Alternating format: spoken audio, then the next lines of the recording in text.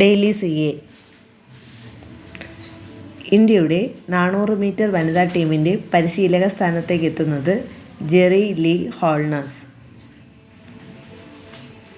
പ്രായപൂർത്തി ആയില്ലെങ്കിലും ഗർഭഛിദ്രത്തിൽ പെൺകുട്ടികൾക്ക് തീരുമാനമെടുക്കാമെന്ന് പ്രഖ്യാപിച്ച ഹൈക്കോടതി മദ്രാസ് ഹൈക്കോടതി. ചൈനീസ് കമ്പനിയായ ആലിബാബ അവതരിപ്പിച്ച പുതിയ AI മോഡലാണ് ക്വെൻ 2.5 AI മാക്സ്. വാട്സപ്പിലൂടെ സർക്കാർ സേവനങ്ങൾ നൽകുന്ന പദ്ധതിക്ക് തുടക്കമിട്ട സംസ്ഥാനം ആന്ധ്രാപ്രദേശ്. ISROയുടെ 100ാം ദൗത്യത്തിൻ്റെ മിഷൻ ഡയറക്ടറായ മലയാളി തോമസ് കുര്യൻ.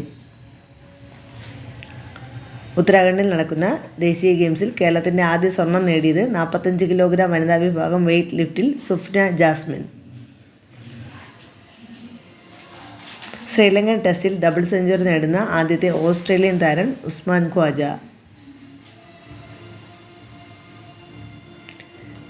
2025 ജനുവരിയിൽ ഇന്ത്യയിലെ തന്നെ ഏറ്റവും കൂടുതൽ ചൂട് രേഖപ്പെടുത്തിയ ജില്ലയായി Kannur. Thank you. Please subscribe my channel.